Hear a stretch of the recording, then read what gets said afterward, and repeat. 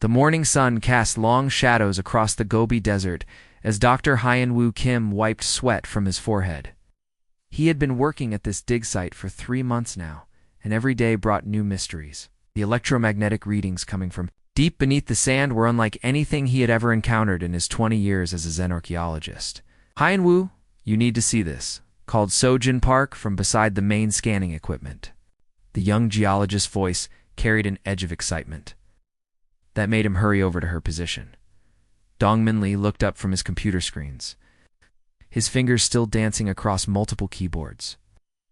As the team's systems analyst he had been, trying to make sense of the strange energy signatures for weeks, the readings just spiked again, he said quietly. "Whatever is down there, it's getting stronger." Hyun-woo studied the data flowing across the monitors.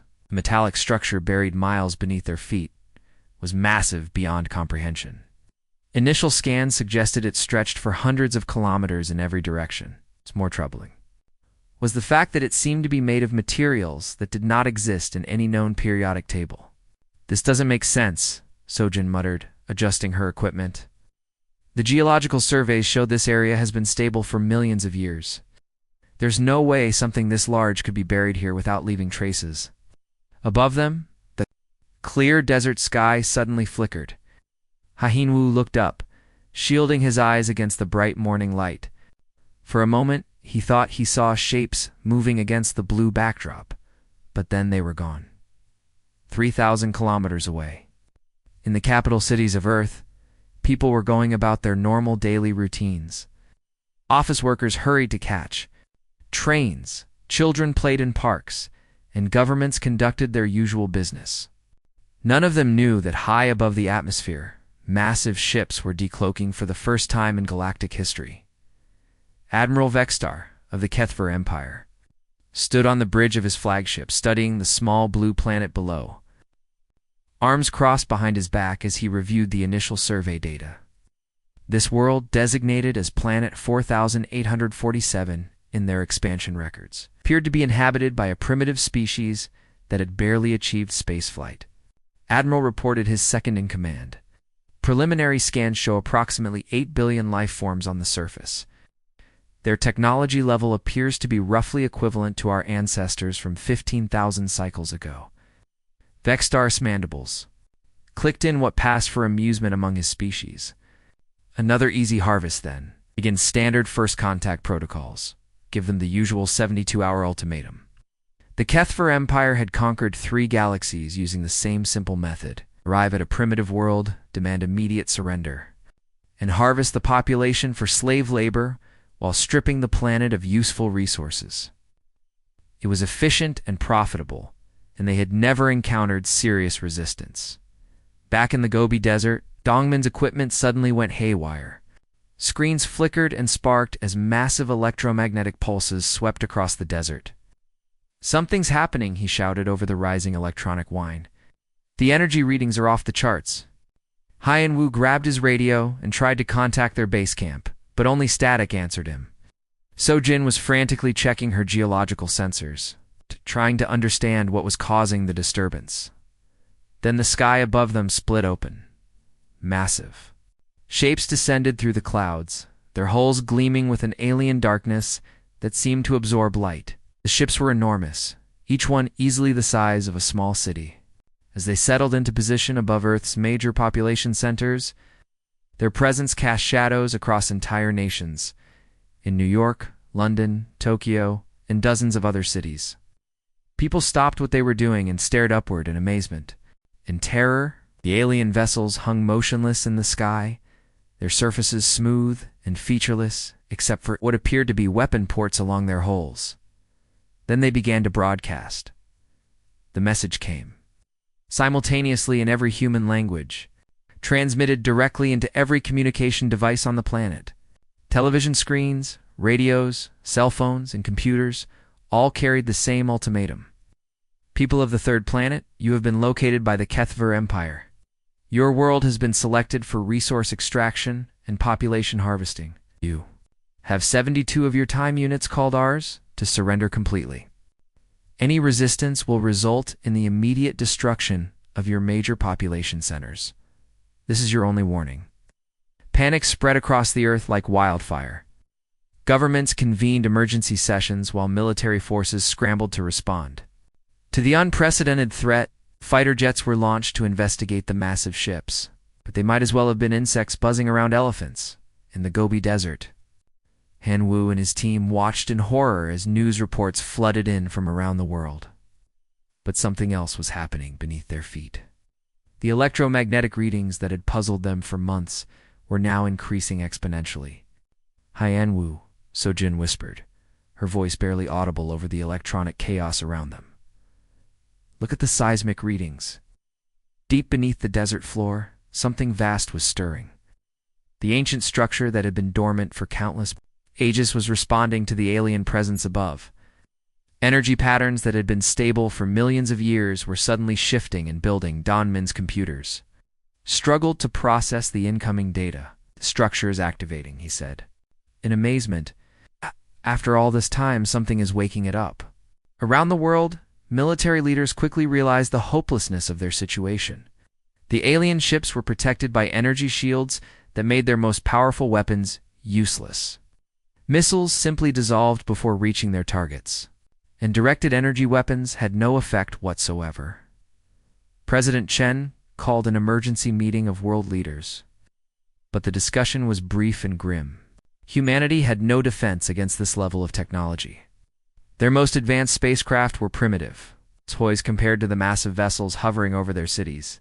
As the first day of the ultimatum passed, as Admiral Vextar reviewed reports from his various ship commanders, the primitive species below was reacting exactly as expected. They could panic, confusion, and ultimately acceptance of their fate. There had been no meaningful resistance, and their military capabilities were laughably inadequate. But deep in the Gobi Desert, instruments that no human government knew existed were recording energy signatures that would have terrified the Kethver. Empire, had they been able to detect them, the buried structure was not just activating, it was remembering, and in the depths of its ancient memory banks, it found protocols that had been waiting millions of years for this exact moment. The arrival of hostile aliens above Earth had triggered systems so old that their creators had become legend even before human. Civilization began. Han Wu felt the ground beneath his feet begin to vibrate with a deep, rhythmic pulse that seemed to echo from the very core of the planet. Whatever they had discovered was no longer sleeping. Something vast and ancient was about to wake up. The second day of the Kethver ultimatum dawned, with smoke rising from burning cities. Admiral Vextar had grown impatient with the slow response from Earth's leaders and decided to demonstrate the consequences of resistance. His fleet had bombarded 3 major population centers during the night, turning millions of homes into ash and rubble. Commander Zekanol stood beside his admiral on the flagship's bridge, watching the destruction below with satisfaction. The primitive beings are learning quickly, he reported. Their governments are already broadcasting surrender messages across their communication networks. Vextar's 4 eyes gleamed with predatory pleasure. Excellent. Begin preparations. For the harvesting operations, I want their population centers surrounded and ready for transport within 12 hours. But neither alien commander noticed the subtle energy readings that were beginning to register on their deep scanning equipment. Far beneath the surface of the planet they were conquering, something that had slept for millions of years was stirring. To life in the Gobi Desert, Dr. Han Wu Kim had not slept for 36 hours. The electromagnetic readings from the buried structure had increased so dramatically that his equipment was barely able to measure them. Worse, the energy pulses were now creating visible effects on the surface.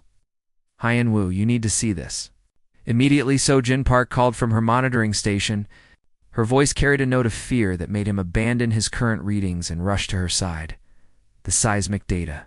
She was showing him defied everything he knew about geology.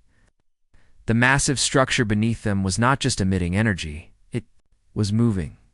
Sections that had been buried for countless ages were slowly shifting and rising toward the surface. Dong-Min Lee looked up from his computer screens with wide eyes. The structure is reorganizing itself, he said quietly. It's like watching a machine wake up after sleeping for millions of years. As if summoned by his words, a new member joined their small team. Dr. Ji Hun Choi had driven through the night. From Beijing, after receiving Haiyan-Wu's emergency communications, as one of the world's leading quantum physicists, he had immediately recognized the significance of the energy readings. "This is impossible," Ji-hoon muttered as he studied the data streams. "These electromagnetic patterns don't match any known technology. They're operating on principles that we haven't even discovered yet." The ground beneath their feet continued to vibrate with that deep, rhythmic pulse that seemed to come from the very heart of the planet. With each pulse, the buried structure grew stronger and more active. 50 kilometers away, at a military communications base, Hannah Song was having the strangest day of her career.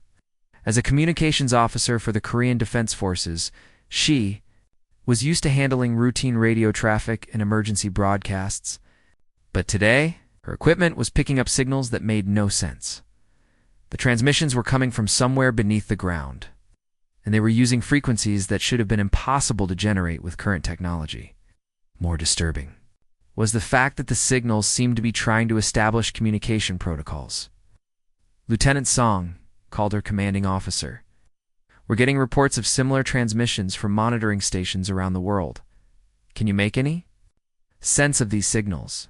Hannah adjusted her receivers and filtered out the background electromagnetic noise that had been plaguing communication since the alien ships arrived. As the signal cleared, she heard something that made her blood run cold. The transmission was in Korean, ancient Korean, words and phrases that belonged in historical texts, not in modern communications. But somehow, impossibly, the meaning was perfectly clear. Guardian protocol activated. Threat assessment in progress. Preparing defensive systems. The voice that spoke these words was not human, but it carried an authority that seemed to reach back through millions of years of history. Hannah immediately contacted her superiors. But she knew that no one would believe what she was hearing. Back in the Gobi Desert, the impossible was becoming reality. The sand and rock that had covered the ancient structure for geological ages was beginning to crack and split. Through the growing fissures, a strange blue light was starting to shine. "It's beautiful," Sojin whispered as she watched the light grow stronger. The illumination was unlike anything natural, pulsing with the same rhythm as the electromagnetic readings they had been tracking. Ji-hoon was frantically taking measurements of the light emissions. "This isn't just illumination," he said in amazement. "It's some kind of energy field that's altering the molecular structure of everything it touches." Haiyan-Wu knelt beside one of the cracks in the ground and peered into the blue glow below. What he saw made him question everything he thought he knew about human history and White Earth's place in the universe. The structure beneath them was not built by any civilization he had studied. The materials were seamless and perfect, showing no signs of age despite being buried for millions of years. More troubling were the symbols and markings that covered every visible surface. They looked almost human, but they were far older than any human civilization. As if humans had not created this technology, but had inherited it from somewhere else. Meanwhile, in orbit above Earth, the HFY fleet was beginning to experience technical difficulties. Their advanced sensors were being disrupted by electromagnetic interference that seemed to be coming from the planet's core. Navigation systems flickered and weapon targeting arrays struggled to maintain lock on surface targets. Admiral reported the fleet's chief technician were experiencing system-wide interference. "The energy patterns are unlike anything in our databases." Vexstar dismissed the report with an impatient gesture. "Primitive planetary defense systems. It's probably some kind of last desperate attempt at resistance. Continue with the harvesting operations." Deep in the ship's sensor arrays, automated systems were detecting energy signatures that would have sent the entire fleet fleeing in terror. If anyone had bothered to analyze them properly, the readings matched theoretical models for weapons technology that the HFY, or Empire's own scientists, had declared impossible to build. As the second day of the ultimatum ended, Hannah Song sat in her communications bunker, listening to the impossible voice that continued to broadcast from beneath the Earth. The transmissions were growing stronger and more complex, as if some vast intelligence was slowly remembering how to speak. "Guardian systems online. Threat classification confirmed. Beginning awakening sequence." Around the world, similar transmissions were being detected by anyone with sensitive enough equipment to hear them. The messages were always in the local, ancient languages, as if whatever was sending them understood every human tongue that had ever existed in the Gobi Desert. The blue light was now streaming through dozens of cracks in the ground. The ancient structure was rising, pushing aside millions of tons of sand and rock as if they weighed nothing at all. Hyunwoo and his team watched in awe as sections of impossibly advanced technology emerged from the depths of the earth. The structure was vast beyond imagination, stretching to the horizon in every direction. And somewhere in its ancient memory banks, systems that had waited for millions of years were finally receiving the signal they had been programmed to recognize. Earth was under attack by hostile aliens. It was time for the Guardian to wake up. The third morning brought terror to the Kethver fleet. Admiral Vexstar stood on his bridge, watching displays that showed impossible readings from the planet below. What had started as routine electromagnetic interference was now registering as energy signatures that rivaled their most powerful weapons. Admiral, his tactical officer, reported with barely concealed fear, "The energy emissions from the planet's surface have increased by 4,000% in the last 6 hours. Our sensors are detecting massive structural movements beneath the primary land masses." Vexstar studied the readouts with growing concern. In his 300 years of conquest across multiple galaxies, he had never encountered anything like this. Primitive planets did not possess technology capable of generating these kinds of energy readings, but it was too late to retreat now. The Kethver Empire did not flee from backward civilizations. On Earth's surface, the impossible was becoming reality. In the Gobi Desert, Dr. Hyun-woo Kim watched in amazement as massive sections of advanced technology emerged from beneath the sand. The structure that had been hidden for millions of years was revealing itself to be far more than anyone had imagined. "This is not just a building or a machine," Ji-hoon Choi said quietly as he took readings from the emerging technology. "An entire artificial ecosystem. The energy patterns suggest this thing extends through the planet's entire core." Sojin Park was frantically updating her geological surveys as the ancient structure continued to rise from the depths. Hyun-woo, according to these readings, similar structures are emerging all over the world. The entire planet appears to be some kind of massive constructed system. Dongmin Lee looked up from his computers with an expression of pure wonder. "I'm detecting communication networks that span the entire globe. Whatever this system is, it's been built into the very foundation of our planet." As if responding to their discovery, the blue light streaming from the cracks in the earth suddenly intensified.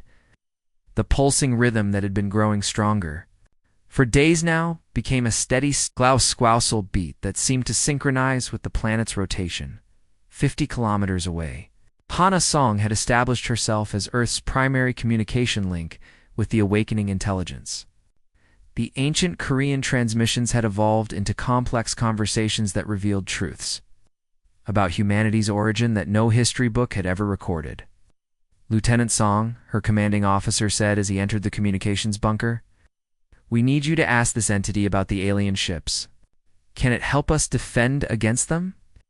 Hana adjusted her equipment and transmitted the question using the ancient language protocols she had learned over the past few days.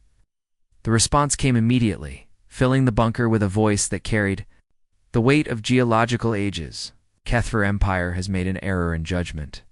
This world is not what they believe it to be. Earth is not the birthplace of humanity. It is their fortress." The revelation sent shockwaves through every government that was monitoring the transmissions. Hana pressed for more information. What she learned changed everything humanity thought they knew about their own history. According to the Guardian, humans had not evolved on Earth. They were the descendants of an ancient spacefaring civilization that had once ruled the galaxy, and that civilization faced extinction from an unknown threat. They had built Earth as their ultimate defensive weapon. The planet itself was a massive warship, disguised as a natural world. The continents were weapon arrays, the oceans were cooling systems, and the core was a power source capable of destroying entire star systems.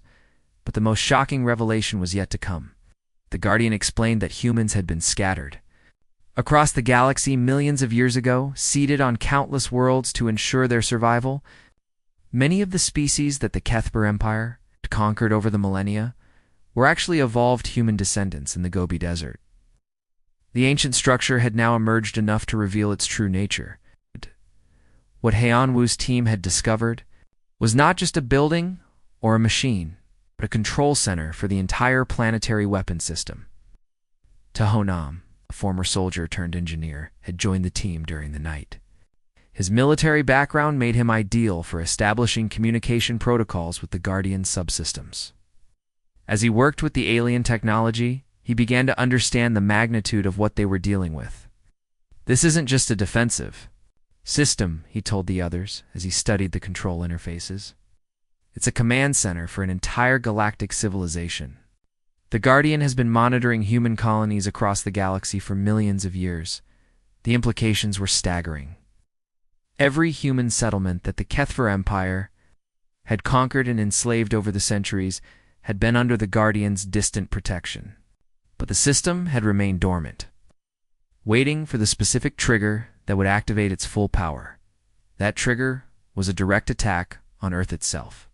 Subin Kong, a diplomatic translator who had arrived from Seoul, became the primary human interface with the Guardian's main consciousness. Through her, the ancient intelligence began to reveal the full scope of its capabilities. "I have been waiting for this moment for 4.7 million years, the Guardian told her, in ancient Korean that somehow conveyed concepts far beyond normal human language. The HFY Empire was built on the ruins of my creator's colonies. They have enslaved my people across 3 galaxies. Now they have awakened me." The Guardian began to share tactical information that revealed the true weakness of the HFY Empire. Their technology, while advanced by current human standards, was primitive compared to the weapons systems that had been sleeping beneath Earth's surface. As the 3rd day progressed, the changes to Earth's surface became visible from orbit. Mountain ranges shifted as massive weapon arrays unfurled from beneath the ground. Ocean floors split open to reveal targeting systems the size of cities. The HFY fleet's sensors went into overload as they detected energy signatures that defied their understanding of physics. Admiral Vexstar realized with growing horror they had not discovered a primitive world ready for conquest. They had awakened something that their empire's greatest scientists had thought was impossible to build. In space around Earth, smaller structures that had been mistaken for asteroids and space debris suddenly activated. The Guardian's network extended far beyond the planet's surface. With weapon platforms and sensor arrays positioned throughout the solar system, Commander Zekanol studied the tactical displays with mounting panic. "Admiral, we're detecting at least 47 artificial structures in this system that were not there when we arrived. They appear to have been cloaked using technology we cannot identify." But the most terrifying revelation was still to come. As the Guardian systems came fully online, it began scanning the galaxy with sensors that could peer across vast distances in real time. What it found confirmed every terrible suspicion about the HFY Empire's true nature. Through Subin, the Guardian shared its discoveries with humanity. "Your people are slaves on 17,000 worlds. The HFY Empire has built their civilization on the labor of human descendants who have forgotten their true heritage." The Guardian's voice carried a note of ancient anger that made the very ground tremble. "They will remember now. They will be free." Earth was no longer a helpless world facing conquest. It was a weapon of unimaginable power that had finally awakened to reclaim its children from across the galaxy. The 4th day began with the sound of reality tearing apart. Admiral Vexstar watched in horror as his most powerful battleship simply vanished from existence. The Guardian had begun its counterattack, and the weapons it used operated on principles that made HFY technology look like stone tools. "Admiral, we have lost contact with Battle Groups 7, 12, and 23, reported his communications officer, panic creeping into his voice. "They were there one moment, and then they just disappeared. No explosion, no debris, nothing." Vexstar stared at the tactical displays that showed vast, empty spaces where his fleets had been moments before. In 300 years of conquest, he had never encountered weapons that could erase ships from existence without leaving any trace. On Earth's surface, the Guardian's full awakening was reshaping the planet itself. In the Gobi Desert, Dr. Hyun-woo Kim and his team stood on a control platform that had risen from the depths. Watching as weapon systems the size of mountain ranges deployed across the world, "The energy readings are beyond measurement, Ji-hoon," Choi said as he studied his instruments. "Whatever power source is driving this system, it's generating more energy than our sun produces in a year." Min Oh-yoon had arrived during the night, bringing with him tactical analysis skills that the military desperately needed. As a strategic analyst, he had spent his career studying warfare, but nothing had prepared him for weapons that could bend space and time itself. "The Guardian is not just attacking the ships above us," Minho explained to the others as he monitored the global tactical situation, simultaneously launching liberation operations across 17,000 star systems. Every human colony that has been enslaved for generations is being freed at the same time. The scope of the operation was beyond human comprehension. Through Subin Kong, who continued to serve as the primary translator, the Guardian explained how it was coordinating attacks across multiple galaxies using technology that treated distance as an inconvenience rather than a barrier. "Time and space are tools to be used," the Guardian told her in the ancient language that somehow conveyed concepts far beyond normal understanding. "The Kethver Empire spread across 3 galaxies, but they never learned to truly master the dimensions they traveled through across the galaxy." Kethver outposts and slave colonies were experiencing simultaneous attacks from forces they had never suspected existed. Ships that had been hidden for millions of years suddenly decloaked and began systematic destruction of every Kethver installation. But these were not random attacks. The Guardian's forces moved with precision that came from millions of years of preparation. Every human descendant was evacuated to safety before the Kethver installations were destroyed. Every enslaved colony was liberated with minimal casualties among the prisoners. The Jin Lim, a xenobiologist who had joined the team at the Gobi site, made a discovery that explained how the Guardian could coordinate such a massive operation. As she studied the biological data streaming through the Guardian's networks, she realized that many of the species the Kethver Empire had conquered over the millennia were not aliens at all. "They're human," she told the others with amazement. The Guardian's genetic scanners are identifying human DNA in dozens of species across the galaxy. They've evolved and adapted to different worlds over millions of years, but they're all descended from the original human colonies. This revelation explained how the Guardian could distinguish between targets and innocents across such vast distances. It was not liberating alien worlds from Kethver oppression. It was freeing its own people who had been enslaved so long they had forgotten their true heritage. The Guardian's voice reached them through Subin's translation, carrying a note of ancient satisfaction. "My children have survived on worlds of ice and fire, in the depths of gas giants and the hearts of asteroid fields." The Kethver Empire thought they were conquering many different species. They were enslaving humanity itself. As the 4th day progressed, the true extent of the Guardian's network became clear. What had appeared to be natural phenomena throughout the galaxy were revealed to be components of a defensive system so vast it defied imagination. Stars that astronomers had classified as unusual were actually camouflaged power sources. Asteroid fields that had been mapped for decades suddenly rearranged themselves into weapon platforms. Nebulae that had been studied for centuries began broadcasting communication signals to coordinate the liberation efforts. Taeho Nam worked frantically to establish better communication links with the Guardian subsystems. His engineering background allowed him to understand the basic principles behind technology that operated on scientific laws humanity had not yet discovered. "The entire galaxy has been prepared as a fortress," he reported to the team. "Star system contains hidden defenses that have been waiting for this moment." The Guardian did not just build Earth as a weapon. It turned everything into a weapon. In orbit above Earth, the remaining Kethver ships were discovering that retreat was not an option. The Guardian's forces had surrounded them completely, using faster-than-light movement that allowed instant deployment anywhere in the solar system. "Commander." Zekanol watched his sensors with growing despair as more of his fleet disappeared into whatever dimensional weapon the planet was using against them. "Admiral, we have lost 70% of our forces. The remaining ships are reporting complete system failures as soon as they attempt to engage the planetary defenses. Admiral Vexstar realized that his empire had made the worst mistake in galactic history. They had not attacked a primitive world.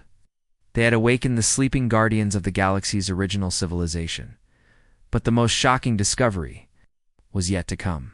As the Guardian's sensors swept across the 3 galaxies that the Kethver Empire had conquered, it found evidence of humanity's original fate, the threat that had forced the ancient humans to scatter their people across the stars and build Earth as their ultimate defense. Through Subin, the Guardian shared this final revelation. The Kethver Empire was not built by the species that now controls it. They found the ruins of my creator's enemies and rebuilt their technology. They have been using weapons designed to destroy humanity, to enslave humanity's children. The circle was complete. The Kethver Empire had been built on the bones of the very civilization that had destroyed the original human star nation. And now the sleeping weapons of that ancient civilization had awakened to reclaim everything that had been lost. As the 4th day ended, reports flooded in from across the galaxy. Kethver installations were falling everywhere as Guardian forces emerged from hiding places that had been maintained for millions of years. The 3-galaxy empire that had taken millennia to build was crumbling in a matter of hours, but the Guardian was not finished. The liberation of humanity's scattered children was only the beginning of a much larger plan that reached back through geological ages. To settle accounts that were older than recorded history, the galaxy's true rulers had returned to reclaim their inheritance. The 5th day dawned on a galaxy transformed. The Kethver Empire, which had ruled 3 galaxies for thousands of years, no longer existed. In its place, ancient human technology was awakening on countless worlds, guided by Guardian units that had waited millions of years for this moment. Admiral Vexstar floated in an escape pod, one of the few survivors of his once mighty fleet. Around him, the debris of the greatest military force in galactic history drifted silently through space. The Guardian had been merciful enough to allow some survivors to escape, but their empire was finished forever. On Earth, the transformation was complete. The planet that had appeared to be a simple world was now revealed in its full glory as the ultimate fortress of the galaxy's original civilization. Weapon arrays that dwarfed mountains stretched across every continent, and the oceans pulsed with energy fields that could protect entire star systems. In the Gobi Desert Control Center, J1 SEO had taken on the enormous responsibility of leading humanity into its new role as guardians of galactic civilization. As the head of the newly formed Terran Council, he worked closely with the Guardian to establish a government worthy of humanity's ancient heritage. The old empire ruled through fear and domination, J1 told the assembled representatives. From around the world, we will lead through protection and cooperation. Every species that seeks peace will find sanctuary under our protection. The Guardian's voice reached them through Subin Kong's continuing translation work. The ancient intelligence had revealed that Earth was not the only Guardian in existence. Across the galaxy, other worlds were awakening as backup Guardian units. Each one a planet-sized warship designed to protect different regions of space. My siblings are remembering their purpose, the Guardian explained. Worlds that were thought to be dead planets are revealing themselves as sleeping fortresses. The network my creators built spans every galaxy where human descendants have been found. Hai Renault had been chosen as Earth's first galactic ambassador, tasked with the delicate work of building relationships with the thousands of species that had been freed from Kethver oppression. Many of these civilizations had been enslaved. For so long they had forgotten what freedom meant. The response has been overwhelmingly positive, Hiron reported during the daily council meetings. Most species are grateful for their liberation and eager to join a galactic community based on mutual respect rather than conquest. But not all the news was encouraging. Some species had been so traumatized by centuries of slavery that they struggled to trust any form of authority. Others had been modified by Kethver genetic engineering to the point where they could barely survive without constant medical support. The Guardian had solutions for these problems as well. Ancient human medical technology, far more advanced than anything the Kethver had possessed, began healing genetic damage that had been inflicted over generations. Worlds that had been stripped of resources were slowly restored using matter converters that could rebuild entire ecosystems. Ballroom Shin, a young astrophysicist who had joined the research team during the final days of the conflict, made discoveries that revealed the true scope of humanity's ancient civilization. As she studied the Guardian's databases, she realized that the original human empire had not just built defensive weapons. They prepared for everything, Biorum told the Council with amazement. Every star system in 3 galaxies contains hidden infrastructure that's designed to support peaceful civilization. They built not just to defend, but to nurture and protect all forms of life. The evidence was everywhere once they knew what to look for. Agricultural systems that could feed entire planets were hidden beneath the surfaces of barren worlds. Water purification networks that could restore dead oceans were buried in the crusts of seemingly lifeless moons. Medical facilities that could cure any known disease waited in asteroid fields. Throughout every star system, humanity's ancestors had not just scattered their children across the galaxy and built weapons to protect them. They had constructed the entire civilization support network that could rebuild galactic society after any catastrophe. As the weeks passed, the true magnitude of the Guardian network became clear. What had appeared to be natural phenomena throughout the galaxy were revealed to be components of a system so vast and sophisticated that it defied comprehension. The Guardian shared more of its memories with the human team, revealing the final piece of the ancient puzzle. The threat that had forced humanity's ancestors to scatter across the galaxy and build. Their ultimate defensive network had not been defeated. It had only been delayed. The Devourers will return, the Guardian told them through Subin's translation. My creators knew this when they built me and my siblings. We were not designed just to defend against the Kethra Empire. We were built to face the destroyers who consumed the original human civilization. This revelation gave new urgency to the reconstruction efforts. The galaxy had perhaps 1,000 years before the Devourers returned, and in that time the scattered children of humanity needed to rebuild their strength and remember their heritage. But humanity was no longer alone in this task. The Guardian Network had identified human descendants on over 50,000 worlds. Many of them evolved beyond recognition, but still carrying the genetic markers that marked them as family. The Jinlim continued her xenobiological research, working to establish contact with human subspecies that had adapted to environments, ranging from gas giant atmospheres to the event horizons of black holes. Each group brought unique knowledge and capabilities that strengthened the growing alliance. The transformation was not limited to the major colonies. On countless small worlds and space stations, humans who had lived as slaves for generations were discovering their true heritage. Ancient genetic memories were awakening, triggered by Guardian broadcasts that reached into the deepest levels of human consciousness. Tahoe Nam coordinated the massive engineering projects needed to activate dormant Guardian installations throughout the galaxy. Each awakened facility added to the network's power and capabilities, creating an interconnected defense system that spanned multiple galaxies. The work was immense, but it was also hopeful. For the first time in millions of years, humanity was reunited with its scattered children. The galaxy that had been divided by empire and conquest was becoming a community of free peoples, working together toward a common goal as the new galactic order took shape. The Guardian made one final revelation that changed everything humanity thought they knew about their destiny. The ancient defensive network had not just been built to protect against external threats. You are not just the inheritors of my Creator's legacy, the Guardian told them. You are their continuation. Every human descendant carries within them the genetic templates needed to become guardians themselves. The network does not just protect humanity.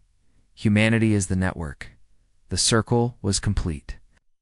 The scattered children of an ancient civilization had returned home to claim their inheritance as the galaxy's protectors. The age of empire and conquest was ending, replaced by an era of growth and cooperation that would prepare the galaxy for whatever challenges lay. Ahead, Earth stood watch over its reclaimed children, while across the galaxy, awakened Guardian worlds maintained their eternal vigil. The galaxy's true rulers had returned, not as conquerors, but as protectors of all life among the stars.